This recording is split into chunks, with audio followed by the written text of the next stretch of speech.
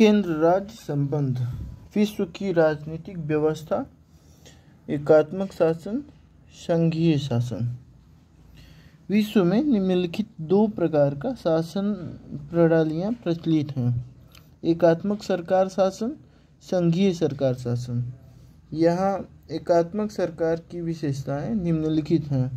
एकात्मक शासन में एकल सरकार की धारणा देखी जाती है, जहाँ सारी शक्तियाँ एक केंद्रीय या राष्ट्रीय सरकार में निहित होती हैं। यहाँ क्षेत्रीय इकाइयों को केंद्र द्वारा ही गठित किया जाता है और इकाइयों को केंद्रीय सत्ता ही शक्ति ही हस्तांतरण करता है। अर्थात यहाँ इकाइयों को संविधान के द्वारा शक्तियाँ प्राप्त नहीं होती हैं। क्षेत्रीय इकाइयाँ अपनी शक्तियों के लिए केंद्र पर ही निर्भर रहती हैं। एकात्मक शासन में एकहरी व्यवस्था ही देखी जाती है। एकल संविधान का होना, एकहरी नागरिकता। एकीकृत न्यायपालिका, एकीकृत अंकेक्षण, संघवाद। यहाँ बहुस्तरीय सरकार की धारणा पाई जाती है, जहाँ केंद्र व उसकी इकाइयों के मध्य संवैधानिक रूप में शक्तियों को विभाजन किया जाता है। यहाँ क्षेत्रीय इकाइयाँ राज्य प्रांत अपनी शक्तियों के लिए केंद्रीय सत्ता पर निर्भर नहीं होती, बल्कि उन्हें संविधान द्वारा ही शक्ति प्राप्त होती है। संघीय शासन में लिखित संविधान के माध्यम से शक्तियों का विभाजन किया जाता था। यहाँ केंद्र और इकाइयों के मध्य शक्तियों के विभाजन से संबंधित विवादों का निस्तारण करने के लिए एक स्वतंत्र न्यायपालिका का प्रावधान होता है, जिसे संघीय न्यायालय के रूप में देखा जाता है। संघीय शासन द्वैरी व्यवस्था पाई जाती है, अर्थात केंद्र व इकाइयों का अलग अलग संविधान, द्वैरी नागरिकता, द्वैरी न्यायपालिका, दोहरा अंकेक्षण।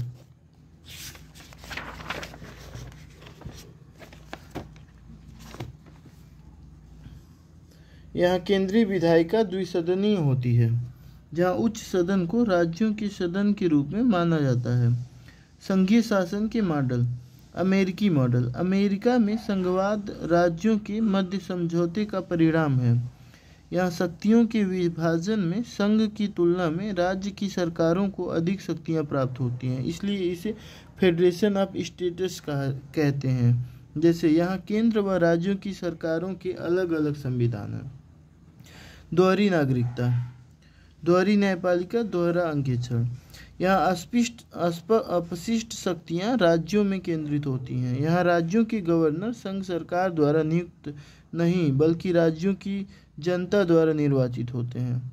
यहाँ राज्यों के नाम भूक्षेत्र सीमा में परिवर्तन के लिए राज्य की अनुमति आवश्यक होती है।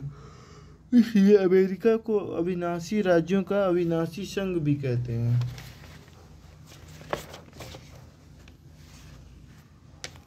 अमेरिका में संघीय विधायिका द्विसदनीय है, जहाँ उच्च सदन अर्थात सीनेट में प्रत्येक राज्य को समान प्रतिनिधित्व दिया गया है। प्रत्येक राज्य को 2 सीटें, इसलिए अमेरिकी संघवाद को सममित संघवाद भी कहते हैं। कनाडा का मॉडल। कनाडा में संघवाद की धारणा ब्रिटिश नॉर्थ अमेरिका एक्ट के माध्यम से स्वीकार किया गया। यहाँ संघ सरकार द्वारा ही राज्यों का निर्माण किया जा सकता है। यहाँ राज्यों की तुलना में संघ सरकार के पास अधिक शक्तियाँ निहित होती हैं। यहाँ अपशिष्ट शक्तियाँ संघ सरकार में निहित होती हैं। भारतीय संघीय शासन की विशेषता। भारत फेडरेशन ऑफ स्टेट्स नहीं, बल्कि यूनियन ऑफ स्टेट की धारणा को स्वीकार करता है, जिसका उल्लेख आर्टिकल 1 में किया गया है। डॉक्टर अंबेडकर यूनियन शब्द के प्रयोग करने के पीछे 2 तर्क देते हैं। भारत में संघवाद राज्यों के बीच समझौते का परिणाम नहीं है। भारत में राज्यों को संघ से अलग होने का अधिकार नहीं है।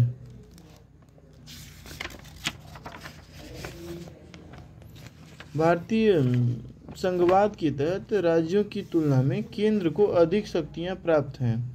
जैसे शक्ति विभाजन में अधिकांश शक्तियाँ केंद्र में निहित होना, अवशिष्ट शक्तियाँ केंद्र में निहित होना, केंद्र द्वारा राज्यों के नाम भूक्षेत्र सीमा में बिना राज्यों की अनुमति से परिवर्तन करना आदि। इसलिए भारतीय संघवाद को विनाशी राज्यों का अविनाशी संघ कहते हैं। भारत की केंद्रीय विधायिका में उच्च सदन अर्थात राज्यसभा राज्यों का प्रतिनिधित्व करता है, लेकिन राज्यसभा में प्रत्येक राज्य को समान प्रतिनिधित्व प्राप्त नहीं है, इसलिए इसे असममित संघवाद कहते हैं। इस प्रकार भारत में संघीय शासन अनेक एकात्मक शासन के लक्षणों से युक्त देखी जाती है और इसी आधार पर केसी वियर इसे अर्धसंघ की संज्ञा देते हैं। भारतीय संघीय शासन में संघीय लक्षण दो स्तर की सरकार अर्थात केंद्र व राज्यों की सरकारों का पाया जाना, लिखित संविधान के माध्यम से शक्तियों का विभाजन, स्वतंत्र न्यायपालिका, राज्यसभा में राज्यों का प्रतिनिधित्व।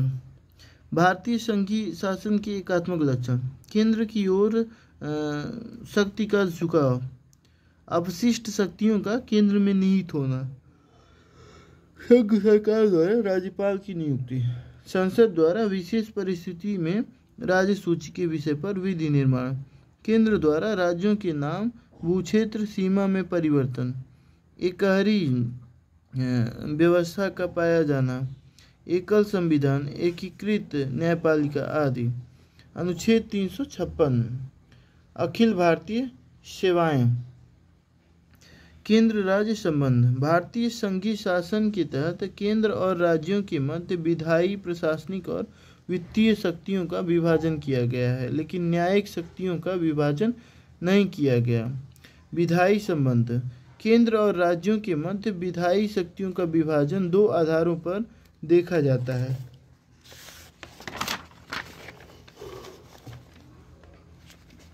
क्षेत्रीय विस्तार की दृष्टि से अनुच्छेद 245 के तहत संसद संपूर्ण या उसके किसी भाग के लिए विधि बना सकती है, वहीं राज्य विधानमंडल अपने राज्य के भूक्षेत्र या उसके किसी भाग के लिए विधि बना सकती है।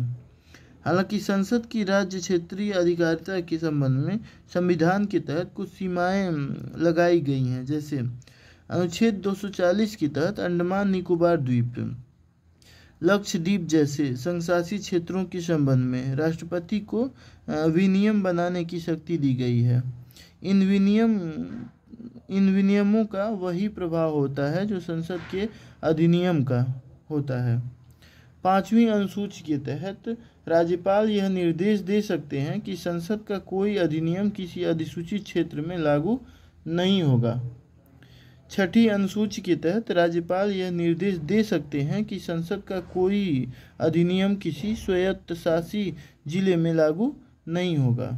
इसी प्रकार 6ठी अनुसूची के तहत राष्ट्रपति को मेघालय, त्रिपुरा और मिजोरम के स्थायित्व शासी जिलों के बारे में शक्ति दी गई है।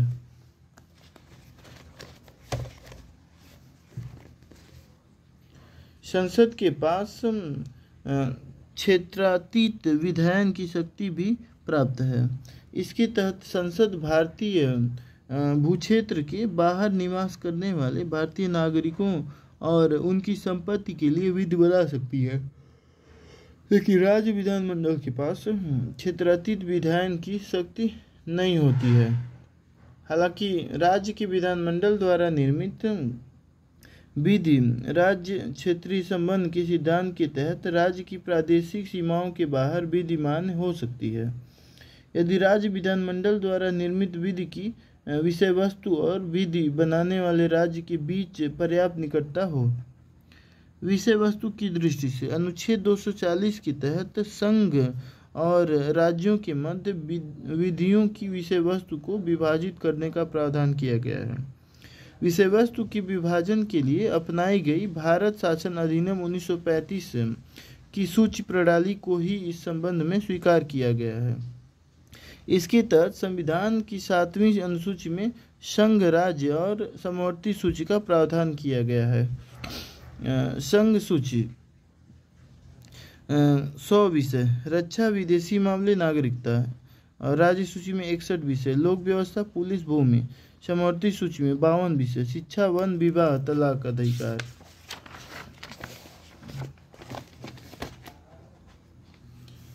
बैंकिंग, जनगणना, संचार, रेलवे, करेंसी, शेयर बाजार समवर्ती सूची में आता है। और नहीं, संघ सूची में आता है। कृषि, स्वास्थ्य, स्थानीय शासन, कारागार राज्य सूची में आता है। जनसंख्या नियंत्रण और परिवार नियोजन, सामाजिक आर्थिक नियोजन निवारक अधिनियम, पशुओं की विरुद्ध क्रूरता का निवारण, जलापूर्ति, नहर, सिंचाई समवर्ती सूची में आता है। संघ सूची के विषयों पर संसद, राज्य सूची के विषयों पर राज्य विधानमंडल और समवर्ती सूची के विषयों पर संसद व राज्य विधानमंडल दोनों विधि निर्मित कर सकते हैं। लेकिन यदि समवर्ती सूची के विषय पर संसद और राज्य विधानमंडल द्वारा निर्मित विधियों में संघर्ष की स्थिति हो तो ऐसी स्थिति में संसद द्वारा निर्मित विधि को प्राथमिकता दी जाएगी। परिसंघीय सर्वोच्चता का सिद्धांत, फेडरल सुप्रीमेसी, जब किसी विषय पर संघ सूची और राज्य सूची के मध्य अतिव्याप्ति हो तो संघ सूची को प्राथमिकता दी जाएगी। इसी प्रकार संघ और समवर्ती सूची में अतिव्याप्ति होने पर संघ सूची को वरीयता दी जाएगी। अतः संविधान में संघ की विधायी शक्ति को प्रधानता दी गई है, अर्थात राज्य एवं समवर्ती सूची उसके अधीन है। अवशिष्ट शक्तियां अनुच्छेद 248 के तहत ऐसे विषय जो न तो संघ सूची, राज्य सूची या समवर्ती सूची में उल्लिखित हैं उन्हें अवशिष्ट विषय कहते हैं और इस पर विधि निर्मित करने की शक्ति संसद में निहित होती है। सूचियों के निर्वाचन का सिद्धांत, न्यायालय द्वारा तीनों सूचियों के निर्वाचन संबंध में व्याख्या के लिए कुछ सिद्धांत दिए हैं जो निम्नलिखित हैं। सार और तत्व का सिद्धांत, इसके तहत तीनों सूचियों की व्याख्या विधि के शीर्षक को देखकर नहीं बल्कि उसके विषय वस्तु को देखकर की जाएगी। आभासी विधायन का सिद्धांत, इसका आशय है कि जो प्रत्यक्ष रूप से नहीं किया जा सकता है उसे अप्रत्यक्ष रूप में भी नहीं किया जा सकता है। संसद द्वारा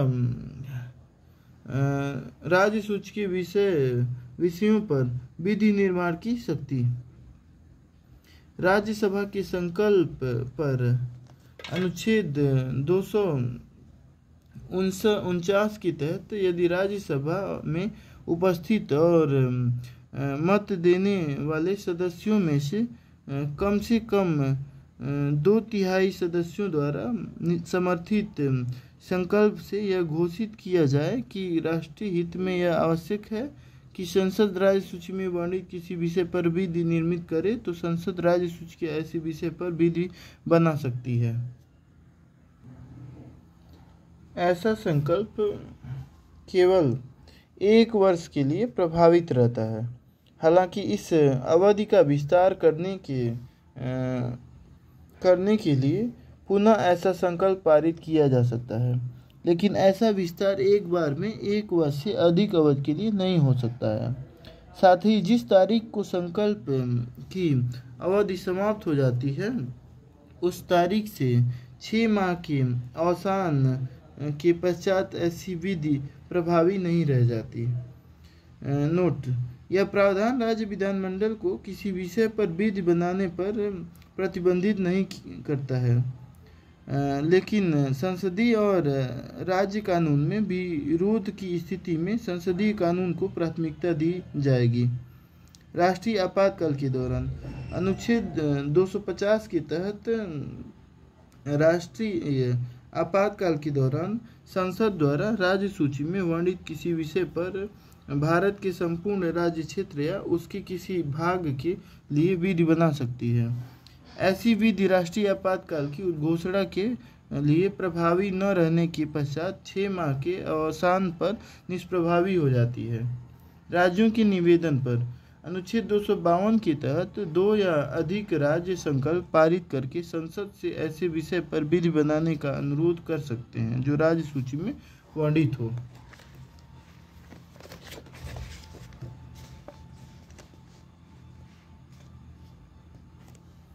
संसद द्वारा निर्मित ऐसी विधि उन्हीं राज्यों पर लागू होगी जिन्होंने ऐसा संकल्प पारित किया था।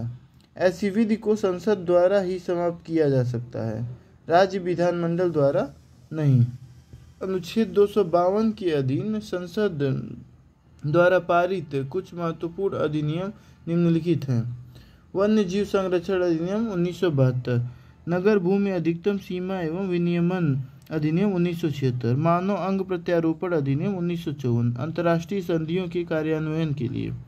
अनुच्छेद 253 के तहत संसद को किसी अन्य देश के साथ की गई संधि, करार या अभिसमय अथवा किसी अंतर्राष्ट्रीय सम्मेलन या निकाय में किए गए निश्चय के कार्यान्वयन के लिए विधि बनाने की शक्ति है। अतः इसके तहत संसद अंतर्राष्ट्रीय संधियों को कार्यान्वित करने के लिए राज्य सूची में उल्लिखित किसी विषय पर विधि बना सकती है। सहमति शासन के दौरान, राष्ट्रपति शासन के दौरान अनुच्छेद 356 के तहत किसी राज्य में राष्ट्रपति शासन की उद्घोषणा के दौरान संसद उस राज्य के लिए राज्य सूची के किसी विषय पर विधि निर्मित कर सकती है।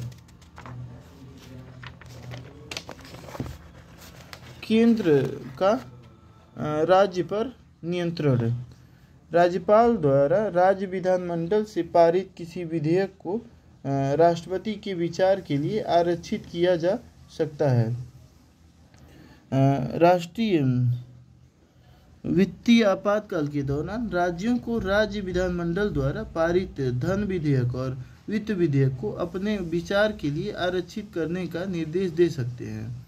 राज्य सूची में उल्लिखित किसी विषयों पर विधेयक राष्ट्रपति की पूर्व अनुमति से ही राज्य विधानमंडल में प्रस्तुत किए जा सकते हैं, जैसे व्यापार और वाणिज्य की स्वतंत्रता पर प्रतिबंध आरोपित करने वाले राज्य विधेयक। प्रशासनिक संबंध।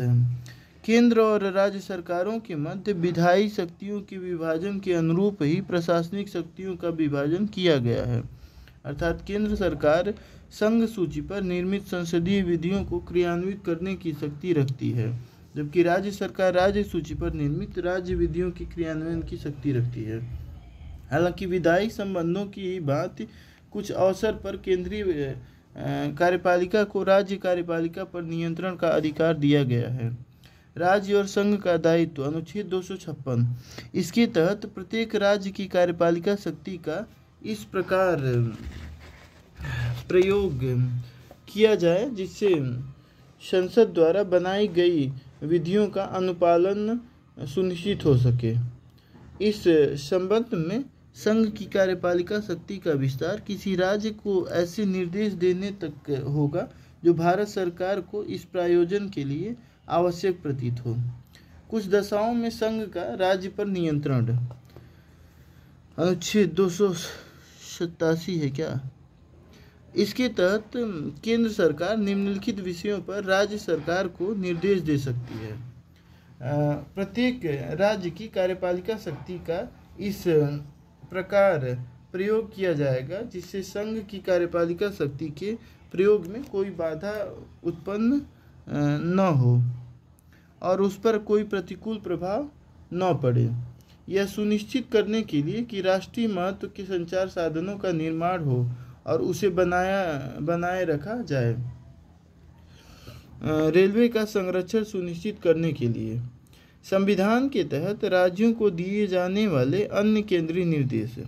अनुच्छेद 350 के तहत प्राथमिक स्तर पर मातृभाषा में शिक्षा की सुविधाएं उपलब्ध कराने के लिए।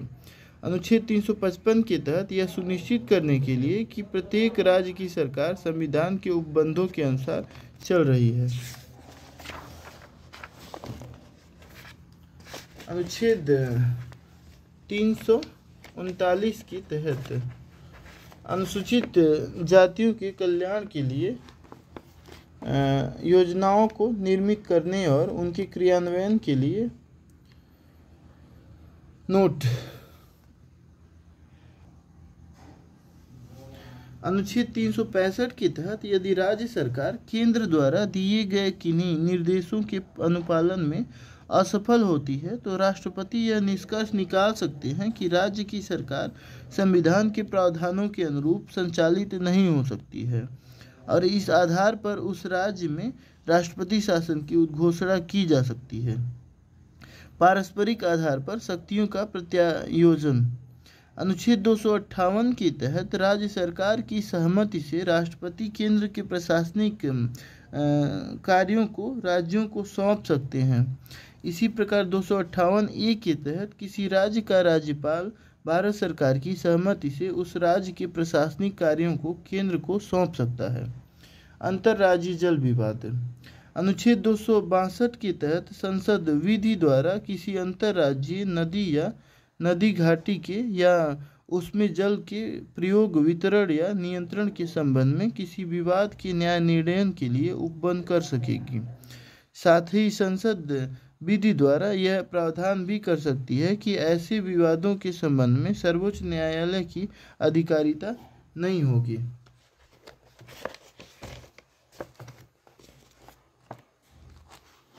इस अनुच्छेद को प्रभावी बनाने के लिए संसद द्वारा निम्नलिखित विधियां निर्मित की गई।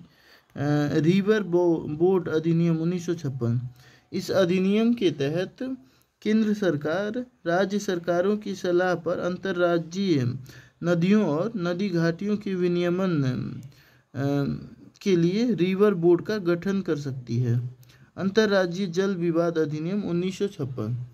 इसके तहत केंद्र सरकार अंतर्राज्यीय जल विवादों के निस्तारण के लिए एक अस्थायी न्यायाधिकरण का गठन कर सकती है।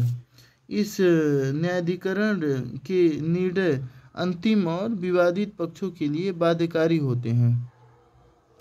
न्यायाधिकरण के निर्णय के विरुद्ध सर्वोच्च न्यायालय में अपील नहीं की जा सकती है।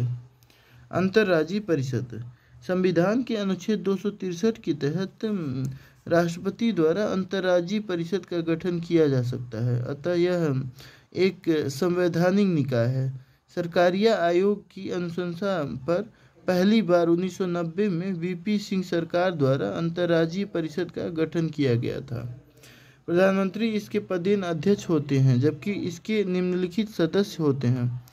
6 संघीय कैबिनेट मंत्री, सभी राज्यों के मुख्यमंत्री, राष्ट्रपति शासन वाले राज्यों के राज्यपाल।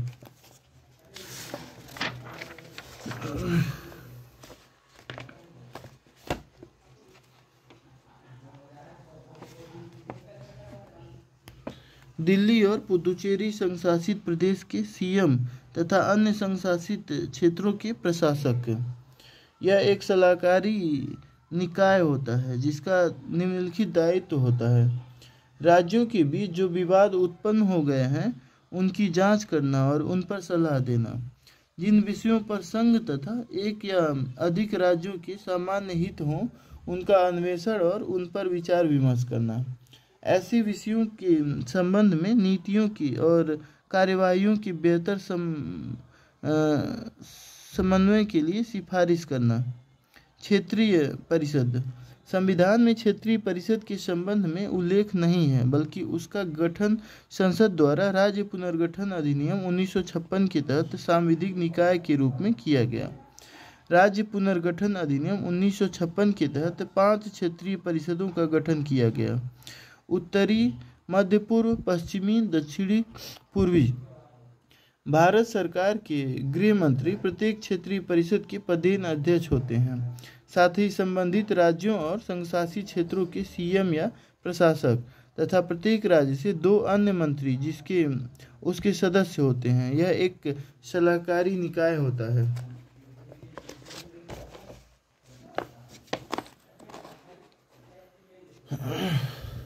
पूर्वोत्तर राज्य परिषद।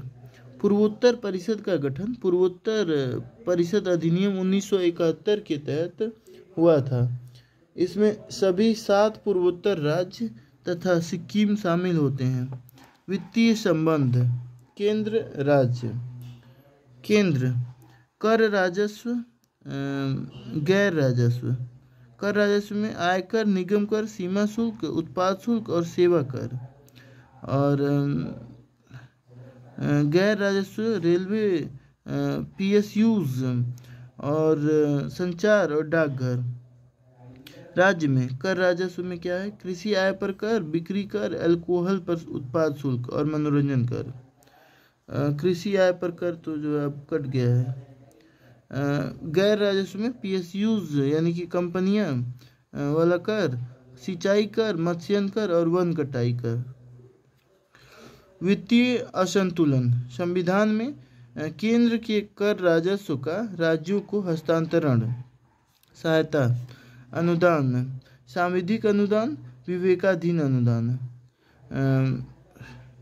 वित्त आयोग 14वां 42वां हिस्सा राज्यों को दिया जाएगा। अच्छा, वित्त आयोग जो है 14वां वित्त आयोग को 14वां जाएगा और 42वां हिस्सा राज्यों को दिया जाएगा। ऊर्ध्वाधर हस्तांतरण केंद्र को जो है 42% राज्य को। क्षैतिज हस्तांतरण राज्य राज्य राज्य। और सहायता अनुदान में सांविधिक अनुदान है वित्त आयोग के सिद्धांत पर संसद की अनुमति से केंद्र राज्यों के पास, और ये केंद्र सरकार की इच्छा से या योजना आयोग। 15वां वित्त आयोग रिपोर्ट। दंगल मानवीय जमीन पतन क्या है? अभी तक किसी भी राज्य ने कृषि आय पर कर नहीं लगाया है।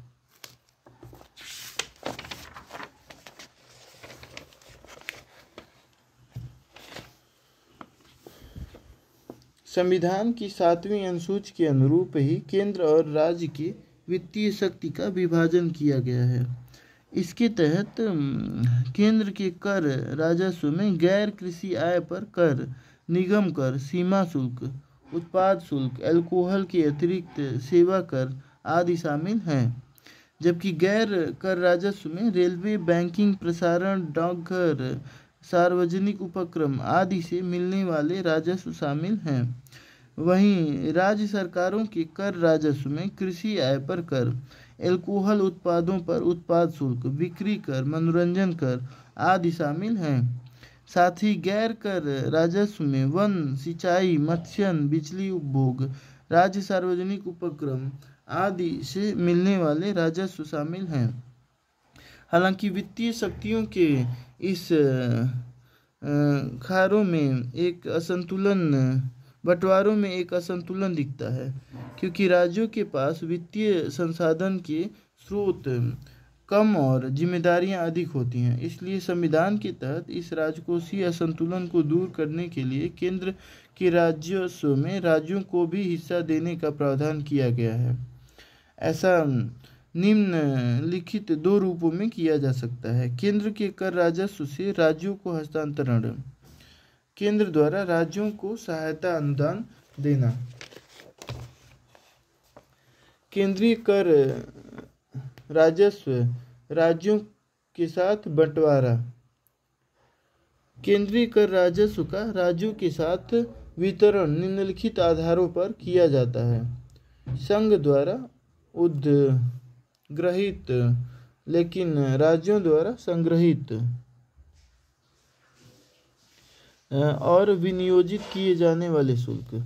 अनुच्छेद 268 के तहत ऐसे स्टाम्प शुल्क जो संघ सूची में वर्णित हैं केंद्र के द्वारा आरोपित किए जाएंगे, लेकिन राज्यों द्वारा संग्रहित और विनियोजित किए जाएंगे। संघ द्वारा उद्ग्रहित और संग्रहित लेकिन राज्यों को सौंपे जाने वाले कर। अनुच्छेद 269 इसके तहत अंतर्राज्यीय व्यापार या वाणिज्य के दौरान माल के क्रय या विक्रय पर और माल के पारेषण पर भारत सरकार द्वारा आरोपित और संग्रहित किया जाएगा, लेकिन राज्यों को सौंप दिया जाएगा। 269 के उपबंधों के सिवाय अंतर्राज्यीय व्यापार या वाणिज्य के क्रम में वस्तु और सेवा कर उद्ग्रहण कर का उद्ग्रहण और संग्रहण अनुच्छेद 269A। इसके तहत अंतर्राज्यीय व्यापार या वाणिज्य के क्रम में वस्तु और सेवा कर भारत सरकार द्वारा आरोपित और संग्रहित किया जाएगा और जीएसटी परिषद की सिफारिश के अनुसार संघ और राज्यों के मध्य विभाजित किया जाएगा। संघ द्वारा उद्ग्रहित और संग्रहित कर तथा उनका संघ और राज्यों के बीच वितरण अनुच्छेद 270। अनुच्छेद 270 के तहत उपरोक्त प्रावधानों के अतिरिक्त अन्य सभी कर केंद्र और राज्य के मध्य वितरित किए जाएंगे, जिसका बंटवारा वित्त आयोग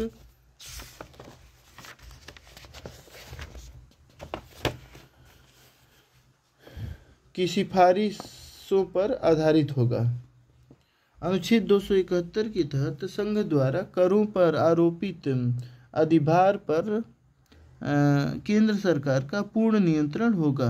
इसका बंटवारा राज्यों के साथ नहीं होगा। केंद्रीय सहायता अनुदान। केंद्र सरकार द्वारा राज्यों को निम्नलिखित रूपों में सहायता अनुदान दिया जाता है। जूट उत्पादों पर निर्मित शुल्क के स्थान पर अनुदान।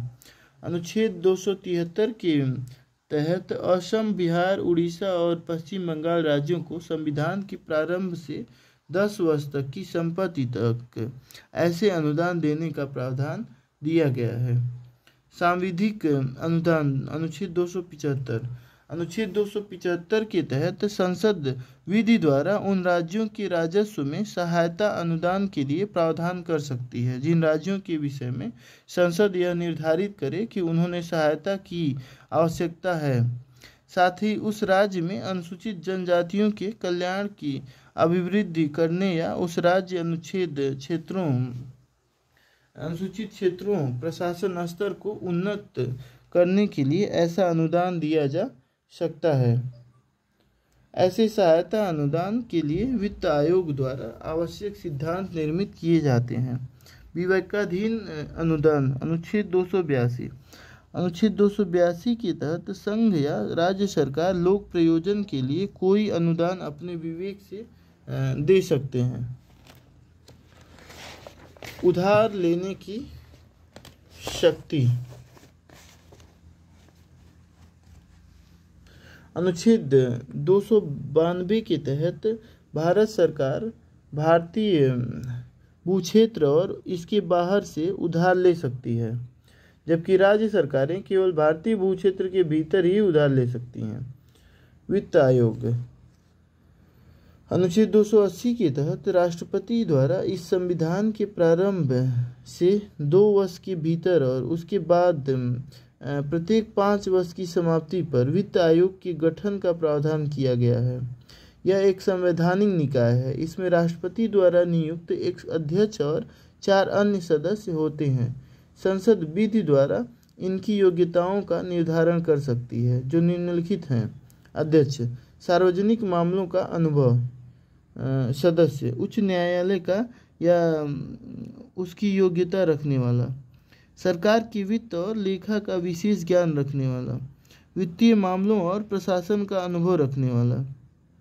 वित्त आयोग का यह कर्तव्य होगा कि वह निम्नलिखित मामलों पर राष्ट्रपति को सिफारिश करे। संघ और राज्यों के मध्य करों के शुद्ध आगमों, आने वाला पैसा के वितरण और राज्यों के मध्य उसके आवंटन के लिए भारत की संचित निधि में से राज्यों के राजस्व में सहायता अनुदान को शासित करने वाले सिद्धांतों के बारे में राज्यों के वित्त आयोग द्वारा की गई सिफारिशों के आधार पर पंचायतों और नगरपालिकाओं के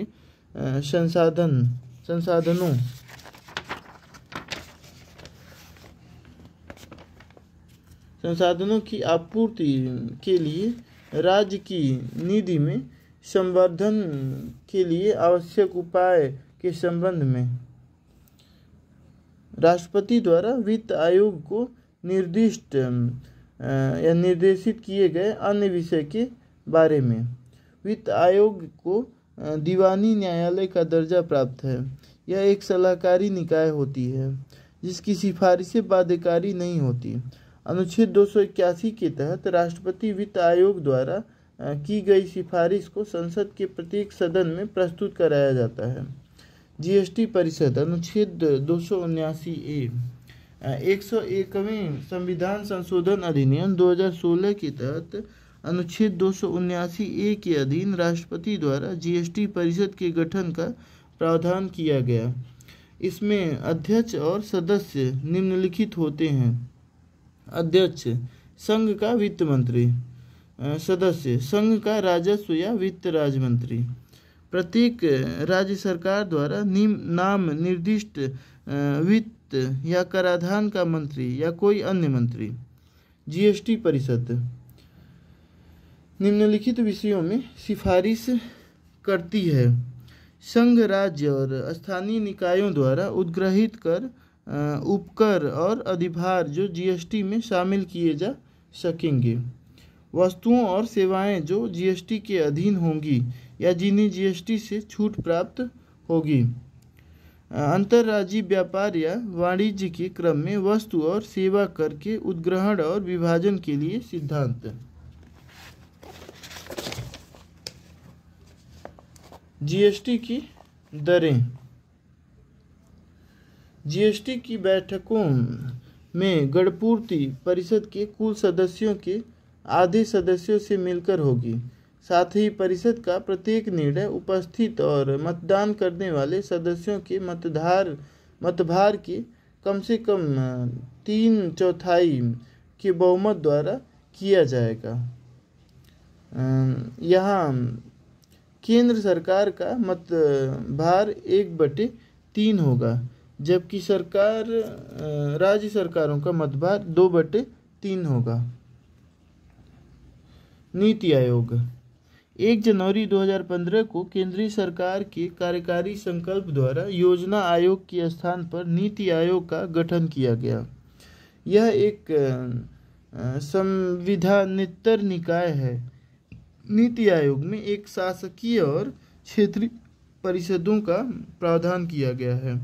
शासकीय परिषद ही निर्णय लेने वाली मुख्य संस्था है, जिसके पदेन अध्यक्ष प्रधानमंत्री होते हैं, जबकि सदस्यों में 2 संघीय कैबिनेट मंत्री के साथ साथ सभी राज्यों के मुख्यमंत्री शामिल होते हैं।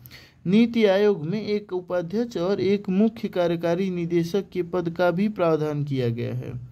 नीति आयोग मूलतः एक थिंक टैंक के रूप में कार्य करती है, जो एक 15 वर्षीय रणनीतिक लक्ष्य निर्धारित करती है। यह सहकारी संघवाद की धारणा को मजबूती देती है। साथ ही नीति आयोग विकेंद्रित नियोजन पर बल देती है।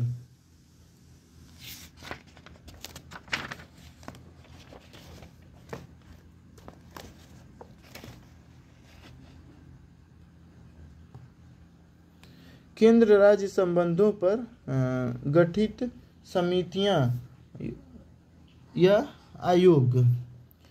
राज्यों द्वारा गठित समितियां व प्रस्तुत संकल्प। राजमन्नार समिति, इसे 1969 में तमिलनाडु की डीएमके सरकार द्वारा गठित किया गया था, जिसने निम्नलिखित अनुशंसाएं दी।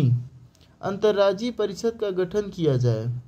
संघ सरकार एक या अधिक राज्यों के हितों को प्रभावित करने वाले निर्णय अंतर्राज्यीय परिषद से परामर्श के बिना नहीं लेना चाहिए। अनुच्छेद 356 का प्रयोग केवल दुर्लभ तम स्थितियों में किया जाए। करारोपण से संबंधित अवशिष्ट शक्तियां राज्यों में निहित होना चाहिए। आनंदपुर साहिब संकल्प। अकाली दल द्वारा 1973 में यह संकल्प पारित किया गया था। इसके तहत केंद्र के क्षेत्राधिकार को रक्षा, विदेशी मामले, संचार और मुद्रा तक सीमित रखने की सिफारिश की गई तथा अन्य शक्तियां और अवशिष्ट शक्तियां राज्यों को देने का संकल्प किया गया। पश्चिम बंगाल का मेमोरेंडम, इसे 1977 में पश्चिम बंगाल की साम्यवादी सरकार द्वारा प्रकाशित किया गया। इसमें निम्नलिखित अनुशंसाएं की गई। संविधान में यूनियन शब्द के स्थान पर फेडरेशन शब्द का प्रयोग किया जाए। केंद्र की शक्तियां केवल रक्षा, विदेशी मामले, संचार, मुद्रा और आर्थिक समन्वय तक सीमित करने की सिफारिश की गई। अनुच्छेद 356, 357 और 360 को समाप्त करने का प्रस्ताव रखा गया। नए राज्यों के निर्माण के लिए राज्यों की सहमति को अनिवार्य बनाया जाए। राज्यसभा और लोकसभा के पास समान शक्तियां हों। अखिल भारतीय सेवाओं को समाप्त कर दिया जाए। केंद्र सरकार द्वारा गठित आयोग, सरकारिया आयोग।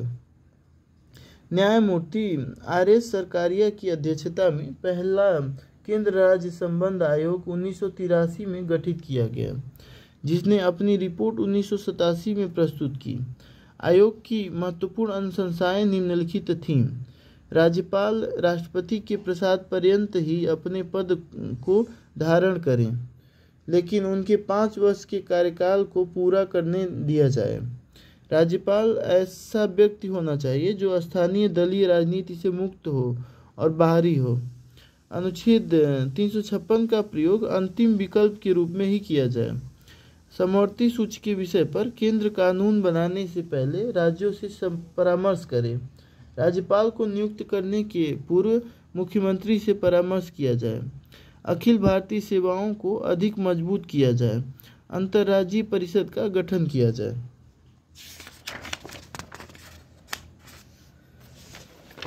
पुंछी आयोग।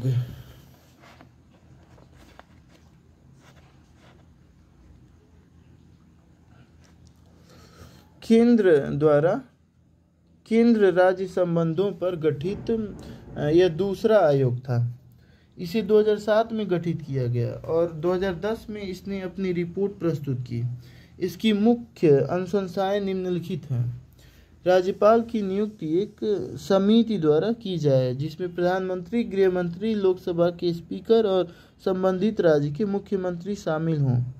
साथ ही राज्यपाल के लिए जिस व्यक्ति को नियुक्त किया जाना हो, उसके लिए सक्रिय राजनीति से 2 वर्ष का कूल ऑफ पीरियड निर्धारित किया जाए। संविधान में संशोधन कर राज्यपाल के लिए राष्ट्रपति के प्रसाद पर्यंत सिद्धांत को समाप्त कर दिया जाए और राज्यपाल को राज्य विधानसभा में संकल्प या महाभियोग द्वारा पदमुक्त किया जाए। अनुच्छेद 356 में संशोधन करके जिला आपातकाल या स्थानीय आपातकाल का प्रावधान किया जाए। राष्ट्रपति राज्य विधानमंडल आरक्षित विधेयकों पर 6 माह के भीतर निर्णय लें। राष्ट्रीय एकीकृत परिषद का गठन किया जाए जो सांप्रदायिक हिंसा की स्थितियों में निर्णय ले सके। फजल अली आयोग गठित हुआ। राज्यों के गठन के लिए पहला राज्य था जो भाषा के आधार पर आंदोलन के कारण वो गठित हुआ। 1948 में धर कमीशन जेपीटी कमेटी गठित की तथा इन्होंने भाषा के आधार को नेहरू रिपोर्ट ने कहा था कि राज्यों का गठन भाषा के आधार पर हो। 1997 के बाद असम भारत का हिस्सा नहीं था। इसको थोड़ा सा सही से समझना पड़ेगा आपको कि जब राज्यों का पुनर्गठन हो रहा था तो ये फजल अली आयोग का जो है गठन हुआ था।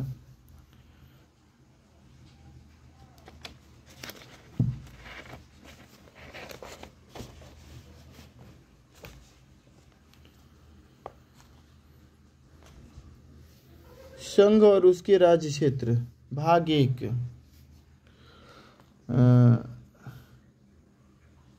ये नहीं चलेगा।